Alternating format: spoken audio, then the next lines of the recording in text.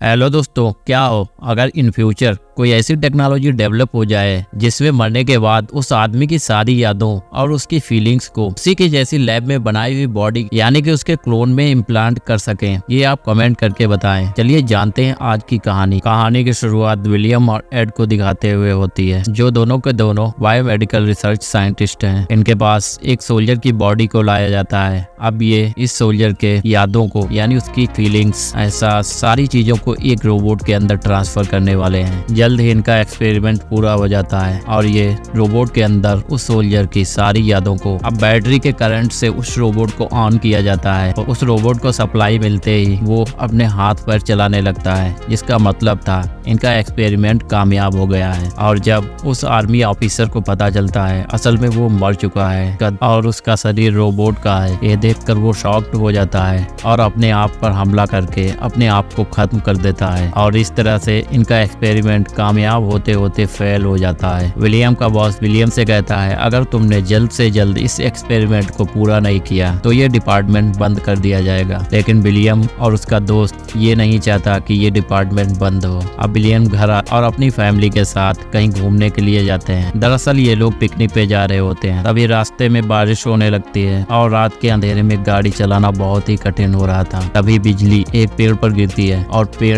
इनकी गाड़ी के आगे आकर गिर जाता है, जिससे इनकी गाड़ी का एक्सीडेंट हो जाता है और विलियम की पत्नी और तीनों बच्चे वहीं पर मर जाते हैं। और आज रात विलियम ने अपने पूरे परिवार को खो दिया, जिससे विलियम पूरी तरीके से टूट जाता है। और वो जल्द ही अपने आप को संभालता है और अपने दोस्त एड को कॉल करता है, जो रिसर्च सेंटर में विलियम के साथ काम करता है। विलियम एड से कहता है, इंसानों के दिमाग से डेटा निकालने वाली मशीन जल्द से जल्द यहाँ लेकर पहुँच जाओ। वो एड को अपनी लोकेशन बताता है और तुरंत ही एड विलियम के बताए हुए लोकेशन पर पहुंच जाता है, जहां पर वो विलियम के परिवार को देखकर शॉक्ड रह जाता है। यहाँ पे विलियम एड से कहता है कि वो जल्द से जल्द उसके परिवार से, उनके दिमाग से उनकी सारी यादों को उस मशीन में स्टोर कर ले, यानी कि उनके डेटा को इसमें स्टोर कर ले। हालांकि एड यहाँ पे समझ नहीं पाता कि विलियम आखिर करना क्या चाहता है, लेकिन फिर भी एड विलियम के परिवार से उनके सारे दिमाग का डेटा निकाल लेता है। इसके बाद ये लोग वहाँ पर आते हैं जहाँ पे विलियम और एड काम करते हैं। इसके बाद विलियम एड को बताता है कि मैं अपने फैमिली के सारे बंदों के क्लोन बनाऊंगा, जिनके अंदर उनकी यादों और उनके एहसास को मैं डालूंगा। एड कहता है, तुम गलत कर रहे हो, क्योंकि ऐसा कोई भी एक्सपेरिमेंट अभी तक सक्सेसफुल नहीं हुआ और वैसे भी सरकार इस चीज की इजाजत नहीं देती, यानी कि क्लोन बनाना गैर कानूनी है। लेकिन विलियम अपने परिवार को हासिल करना चाहता है, इसीलिए वो एड से कहता है, मुझे अपने परिवार के क्लोन बनाने ही हो।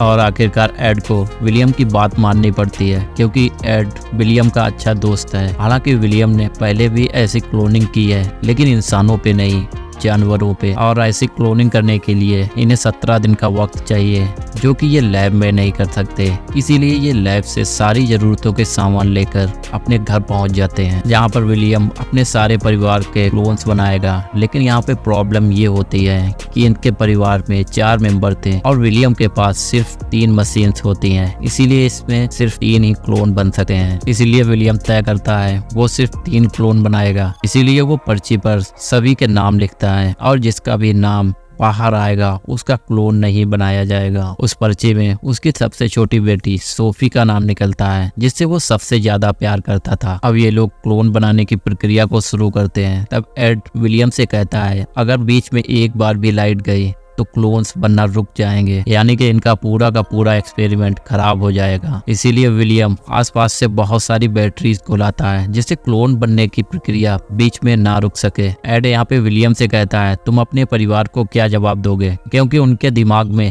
उस एक्सीडेंट और तुम्हारी छोटी बेटी सोफी की यादें होंगी। तब यहाँ पे विलियम डिसाइड करता है कि वो अपनी छोटी बेटी और उस एक्सीडेंट वाली रात की सारी यादों को मिटा देगा। और अब वो इस पर काम करना शुरू करता है, जिस वजह से वो अपने ऑफिस नहीं जा पाता है। वहीं दूसरी तरफ एड जब अपने ऑफिस जाता है तो उसका बॉस पूछता है कि विलियम कहाँ है। उसका ऑफिस आना बहुत जरूरी है, क्योंकि उसने अगर अपने एक्सपेरिमेंट को पूरा नहीं किया तो हमारा डिपार्टमेंट बंद कर दिया जाएगा। दूसरी तरफ विलियम के बच्चों के स्कूल से टीचर घर पर आ जाती है, क्योंकि वह कई दिनों से स्कूल नहीं गए थे। साथ ही उसकी पत्नी के ऑफिस से भी कॉल आना शुरू हो जाते हैं। इसीलिए विलियम सबके फोन से मैसेज कर देता है कि मैं अभी घर पर नहीं हूँ और कुछ टाइम के बाद वापस वापस आऊंगा। अब देखते ही देखते 17 दिन बीत जाते हैं और अब वो दिन आता है जब सारे क्लोन्स को पानी से बाहर निकालना है। लेकिन विलियम अब भी दुविधा में होता है। वो कहता है हो सकता है हमने किसी चीज को मिस कर दिया हो, मैं अभी इस चीज के लिए तैयार नहीं हूँ। एड उसे समझाता है यही सही वक्त है क्लोन्स को बाहर निकालने का। अगर हमने देर की या हमने एक और दिन लिया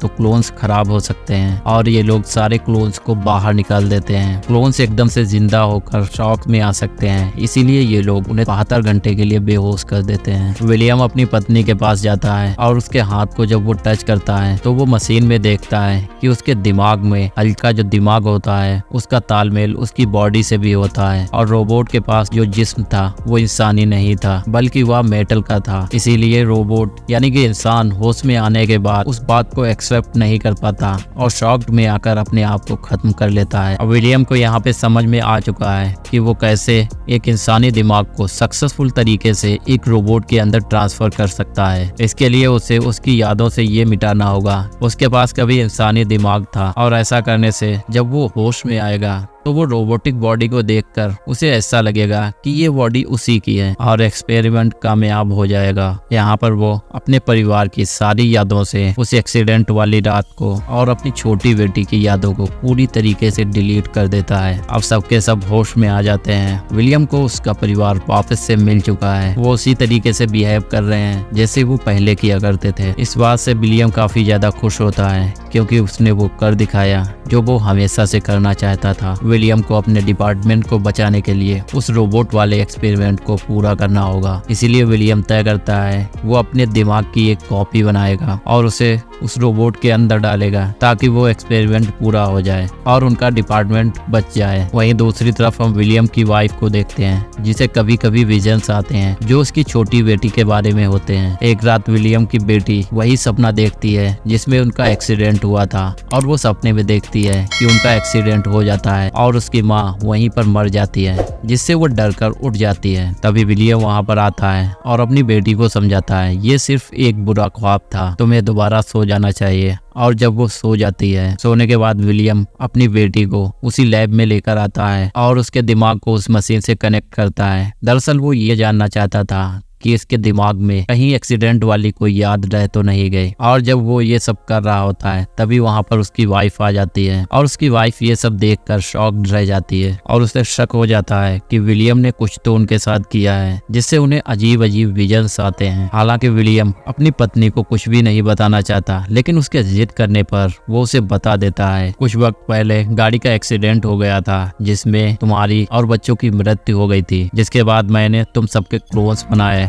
और अपने परिवार को वापस से हासिल कर लिया। ये जानकर उसकी पत्नी को बहुत दुख होता है कि वो इंसान नहीं बल्कि एक क्लोन है, लेकिन वो इस बात से खुश होती है कि उसके पास उसके बच्चे हैं। अगले दिन घर पर विलियम का बॉस आता है और विलियम से कहता है मुझे पता है कुछ वक्त पहले तुम्हारा एक्सीडेंट हुआ था जिसमें तुम्हारी वाइफ और बच्चे मारे गए थे, तुमने उनके क्लोन बनाए और अगर ये बात किसी को बाहर पता चली तो हमारी कंपनी के लिए ये बहुत बड़ा खतरा होगा। और अगर तुम चाहते हो कि इस बात को मैं राज रखूं तो इसके लिए तुम्हें उस डिवाइस को मुझे देना होगा जिसके जरिए तुम इंसानों को यादों को स्टोर करते हो और क्लोन में इम्प्लीमेंट करते हो। तभी विलियम कहता है ठीक है मैं तुम्हें वो डिवाइस दे दूंगा। लेकिन विलियम ऐसा नहीं करना चाहता, इसीलिए वो उस पर हमला करके उसे बेहोश कर देता है और उस डिवाइस को ओवन के अंदर रखकर जला देता है और गाड़ी में बैठकर अपने पूरे परिवार के साथ यहाँ से भागने लगता है। लेकिन उसके बॉस के साथ उसके लोग भी आए होते हैं जो कि इनका पीछा करने लगते हैं। विलियम अपनी फैमिली को लेकर अपने दोस्त की बोट पर जाता है ताकि वो यहाँ से निकल सके। तभी उसके बॉस के लोग वहाँ पर भी आ जाते हैं जो विलियम की पत्नी और उनको बच्चों को पकड़ कर ले जाते हैं। विलियम उस सबसे दूर होता है इसीलिए वो बच जाता है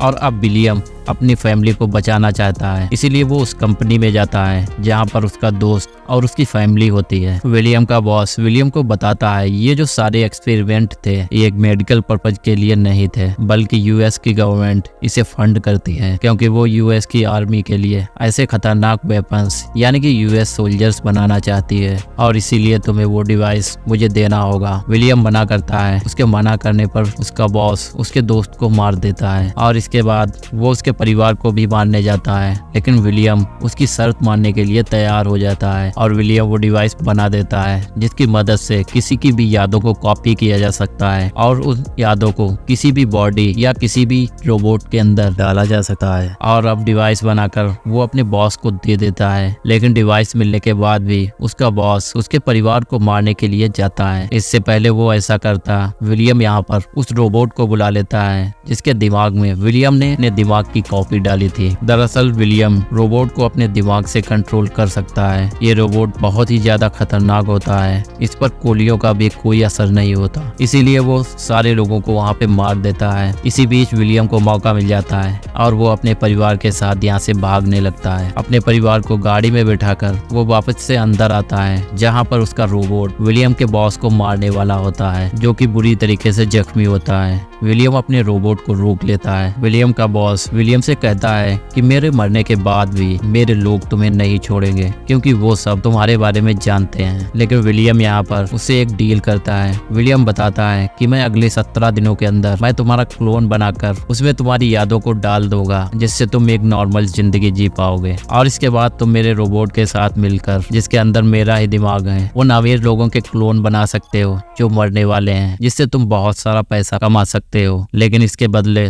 तुम्हें मुझे और मेरे परिवार को हमेशा के लिए छोड़ना होगा। तुम्हारे आदमी मेरे परिवार का और मेरा कभी भी पीछा नहीं करेंगे। विलियम का बॉस विलियम से कहता है जल्द ही मिलेंगे, यानी कि वो इस डील को एक्सेप्ट कर लेता है और अब विलियम का क्लोन बनाने के लिए जा रहा होता है। लेकिन रोबोट उससे कहता है तुमने मुझे नई जिंदगी दी है, इसीलिए ये काम मैं कर लूंगा, तुम अपने परिवार के साथ यहाँ से निकल जाओ। अब विलियम यहाँ से अपने परिवार के साथ निकल जाता है। वो अब एक समंदर के किनारे रहता है, जैसे उसकी हमेशा से ख्वाहिश थी। वहीं कुछ समय के बाद विलियम के बॉस को दिखाया जाता है, यानी कि वो जिंदा हो चुका है, वो क्लोन है और वो विलियम के रोबोट के साथ मिलकर काम करता है। ये उन अमीर लोगों के क्लोन्स बनाते हैं जो अब मरने वाले हैं, और इस तरीके से वो बहुत सारे पैसे कमाता है। और दूसरी तरफ हम विलियम को देखते हैं जिसने अपनी छोटी बेटी का क्लोन भी बना लिया है, और इस तरीके से वो अपने पूरे परिवार के साथ खुश है। और इसी के साथ ये मूवी यहीं पर खत्म हो जाती है। आपको कहानी कैसी लगी कमेंट करके बताना बिल्कुल ना भूलें, और अगर यहाँ तक आ ही गए हैं तो प्लीज चैनल को सब्सक्राइब कर लें। तो मैं मिलूंगा आपको अगले वीडियो में, तब तक के लिए टेक केयर, बाय।